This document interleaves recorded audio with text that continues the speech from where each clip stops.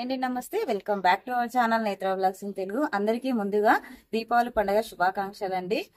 ఇవాళ వీడియోలో టాపిక్ ఏంటంటే ఇక్కడ చూస్తున్నారు కదా బంతిపూలు అయితే ఎంత చక్కగా వచ్చాయో ఇవన్నీ కూడా హార్వెస్ట్ చేసుకుంటున్నానండి.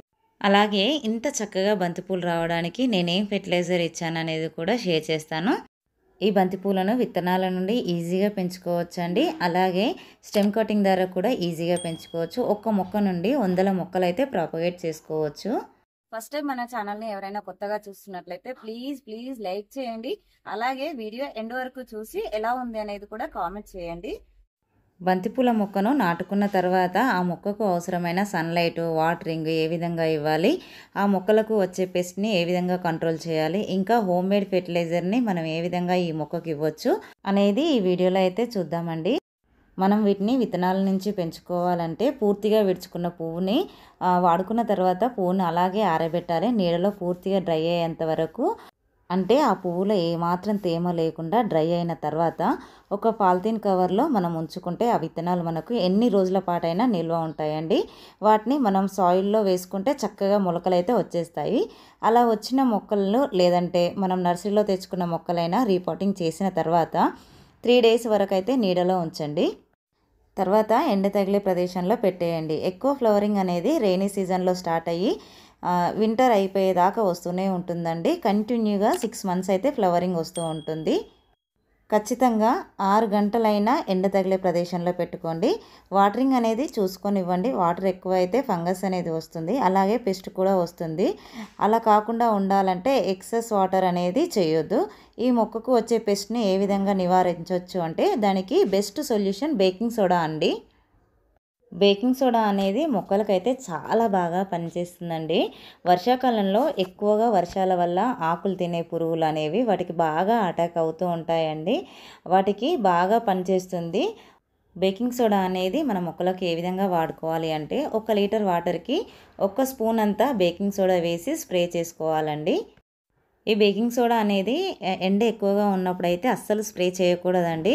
ఎందుకంటే అలా స్ప్రే చేస్తే మొక్కలు అనేవి చాలా డల్ అవుతాయి, అలాగే మాడిపోయే ఛాన్స్ అయితే ఉంటుందండి. అందువల్ల మార్నింగ్ కానీ ఈవినింగ్ కానీ మొక్కల మీద స్ప్రే చేసుకోండి.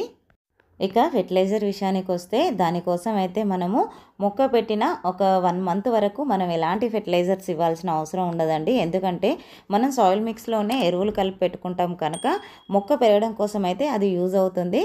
మనం ఫ్లవరింగ్ కోసం అయితే ఎక్కువగా ఆనియన్ పీల్స్ ఉంటాయి కదండి, అవి వాటర్లో సోక్ చేసుకొని మనము వీక్లీ వన్స్ ఒక్కసారి ఇచ్చుకుంటే మాత్రము చాలా చక్కటి ఫ్లవరింగ్ అయితే వస్తుందండి.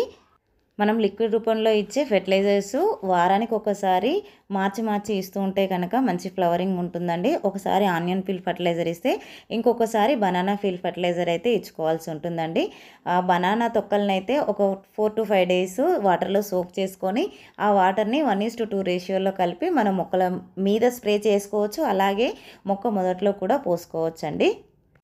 ఇక సాలిడ్ ఫర్టిలైజర్ విషయానికి వస్తే మొక్క పెట్టిన నెల రోజులకైతే మనం వర్మీ కంపోస్ట్ కానీ కౌడంగ్ కానీ ఇంకా షిప్ మాన్యూర్ ఏది ఉన్నా సరే అండి, మనకి ఏది అవైలబుల్గా ఉంటే అది దాంట్లో కొంచెం మస్టర్డ్ కేకు అలాగే కొంచెం ఎప్సమ్ సాల్ట్ కలిపి మనం మొక్కలకు ఇచ్చుకుంటే మాత్రము మొగ్గలు అనేది చాలా విపరీతంగా వస్తాయి. అలాగే మొక్క గ్రోత్ కూడా చాలా చక్కగా ఉంటుందండి. చూస్తున్నారు కదా ఫ్లవర్స్ అయితే మనకు ఎంత చక్కగా వచ్చాయో. అన్నీ కూడా హార్వెస్ట్ అయితే చేసేసుకున్నానండి.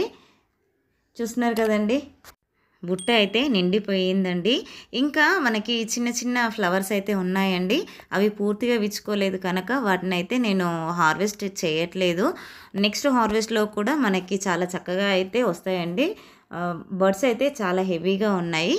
ఐ హోప్ ఈ వీడియో మీకు నచ్చిందనే అనుకుంటున్నాను. ఈ వీడియో నచ్చినట్లయితే లైక్ చేయండి, షేర్ చేయండి, ఛానల్ని సబ్స్క్రైబ్ చేసుకొని పక్కనే ఉన్న బెల్ ఐకాన్ని యాక్టివేట్ చేసి పెట్టుకుంటే నేను వీడియో పెట్టిన వెంటనే నోటిఫికేషన్ అయితే వస్తుందండి. సో దట్ మీరు మిస్ అవ్వకుండా అయితే చూడొచ్చు. నేను చెప్పినట్టు మీరు చేసి చూడండి, మీరు ఊహించలేనంత ఫ్లవరింగ్ అయితే వస్తుంది. అందరికీ హ్యాపీ గార్డెనింగ్.